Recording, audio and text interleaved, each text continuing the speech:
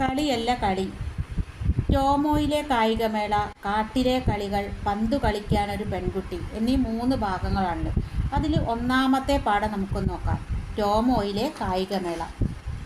അതിൽ കളിയല്ല കളി. ഒത്തിരി നാളത്തെ ആഗ്രഹമാണ് ഫുട്ബോൾ കളി, അതും ആൺകുട്ടികളെ എതിർത്ത്. ഇതുവരെ കളിക്കാത്തത് കൊണ്ട് വെറുതെ ബോൾ തട്ടിക്കളയാം എന്നൊക്കെ വിചാരിച്ചു. പക്ഷേ കളി തുടങ്ങിയതും ആൺകുട്ടികൾ കളി തുടങ്ങി.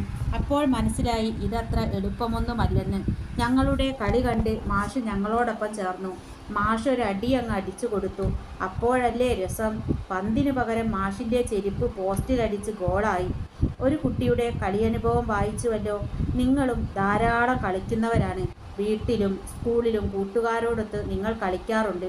വീട്ടിലൊറ്റയ്ക്കും ചില കളികൾ കളിച്ചിട്ടുണ്ടാവും. നിങ്ങളുടെ ഏതെങ്കിലും ഒരു കളിയനുഭവം പറഞ്ഞു നോക്കിയാലോ?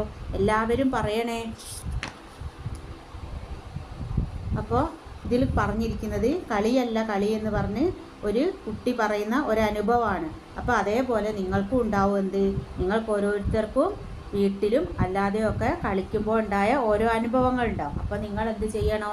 അത് ഒന്നുകിൽ പുസ്തകത്തിലോ അല്ലെങ്കിൽ ഒരു A4 പേപ്പറിലോ അങ്ങനെ എഴുതി നോക്കുക. സ്വന്തമായിട്ട് ആ അനുഭവങ്ങളൊക്കെ ഒന്ന് ഓർത്തെടുത്ത് അടുക്കി പെറുക്കി എഴുതി വെക്കുക കേട്ടോ. ഇനി നമുക്ക് ഒരു സ്കൂൾ കായികമേള പരിചയപ്പെടാം. അതിൻ്റെ പേരാണ് ടോമോയിലെ കായികമേള. മറ്റെന്തിനുമെന്ന പോലെ ടോമോയിലെ കായികമേളയ്ക്കുമുണ്ടായിരുന്നു ഒരപൂർവത. ഇതര എലിമെൻ്ററി സ്കൂളിലേതിന് തുല്യമായ 2 മത്സര ഇനങ്ങൾ മാത്രം. വടംവലിയും 3 കാലിലോട്ടവും. മറ്റുള്ളവയെല്ലാം മാസ്റ്ററുടെ കണ്ടുപിടുത്തങ്ങളാണ്. വിപുലവും സൂക്ഷ്മവുമായ കായിക സാമഗ്രികളൊന്നും ആവശ്യമില്ലാത്തവ. സ്കൂളിൽ നിന്നു തന്നെ ലഭ്യമായ സാധാരണ സൗകര്യങ്ങളുടെ സഹായത്തോടെ രൂപപ്പെടുത്തിയ ഇനങ്ങൾ. ഉദാഹരണത്തിന് മീൻവായിലൂടെയുള്ള ഓട്ടമെടുക്കാം.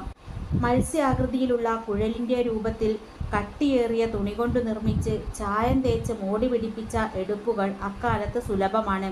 ഇവയെ സ്കൂൾ മൈതാനത്തിൻ്റെ മധ്യത്തിലായി സ്ഥാപിക്കുന്നു.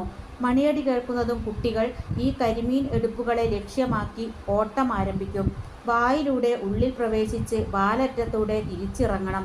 തിരികെ സ്റ്റാർട്ടിംഗ് പോയിന്റിലെത്തുമ്പോൾ മീൻവായിലൂടോട്ടം അവസാനിക്കുന്നു.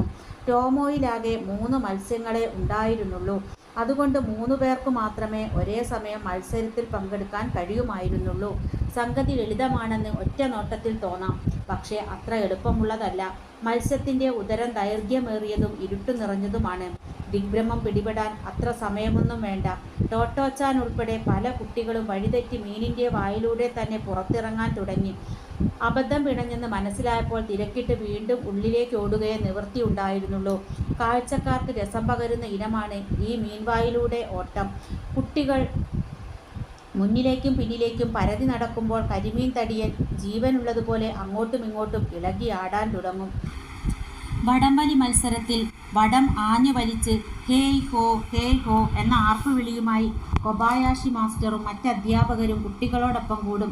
വടംവലിയിൽ പങ്കെടുക്കാനാവാത്ത യാസുവാക്കി ചാനെ പോലുള്ള കുട്ടികൾ മത്സരം നിയന്ത്രിക്കുന്ന ചുമതല ഏറ്റെടുക്കും. വിജയികളെ നിർണയിക്കാനായി അവർ വടത്തിൻ്റെ മധ്യത്തിലുള്ള കൈലേസിൽ കണ്ണും നട്ട് അങ്ങനെ നിൽക്കും. സ്കൂളിലെ മുഴുവൻ പേരും പങ്കെടുക്കുന്ന റിലേ ഓട്ടവും ടോമോയിൽ വ്യത്യസ്തമാണ്. ആരും ദീർഘദൂരം ഓടേണ്ടതില്ല. അസംബ്ലി ഹാളിലേക്ക് നയിക്കുന്ന അർദ്ധവൃത്താകാരമായ കോൺക്രീറ്റ് പടവുകളിലൂടെ മുകളിലേക്കും തിരിച്ച് താഴേക്കും ഓടിയാൽ ഒരാളുടെ ഊഴം അവസാനിച്ചു.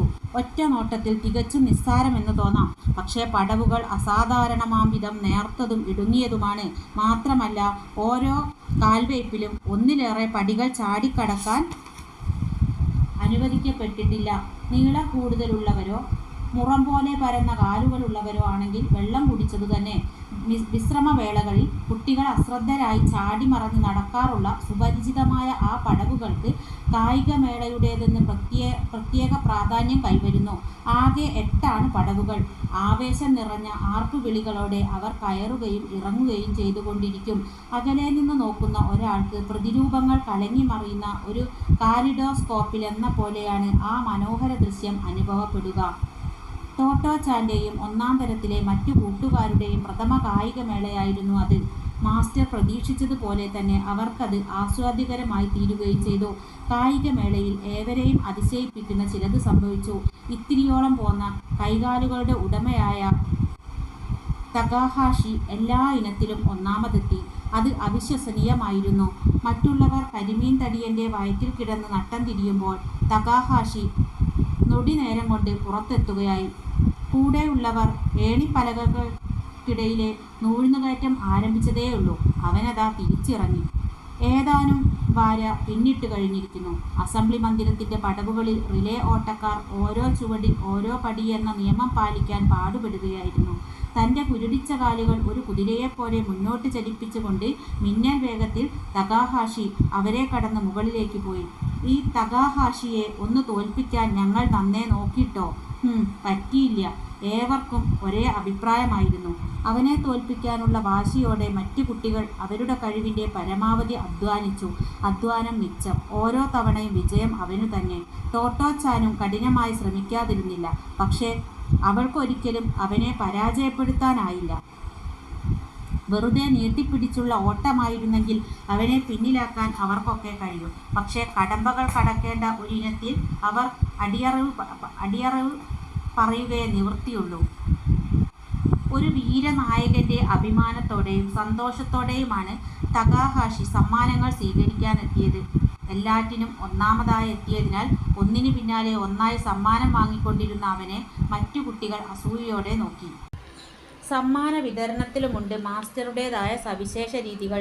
ഒന്നാം സമ്മാനം ഒരു തടിയൻ നാട്ടുചേന അല്ലെങ്കിൽ മത്തങ്ങ, രണ്ടാം സമ്മാനം 2 ഉരുളക്കിഴങ്ങ്, മൂന്നാം സമ്മാനം ഒരു പിടി ചീര. ഇങ്ങനെയൊക്കെയാണ്. ഒരു പക്ഷേ ആർക്കറിയാം, തകാഹാഷിയുടെ വിജയത്തിന് വേണ്ടി തന്നെ അദ്ദേഹം കണ്ടുപിടിച്ചവയാവാം ടോമോ ശൈലിയിലുള്ള ആ പ്രത്യേക ഇനങ്ങൾ. തെത്സുഗോ കുറോയാനഗി, വിവർത്തനം അൻവർ അലി. ടോട്ടോജാൻ, ജനാലക്കരികിലെ വികൃതിക്കുട്ടി.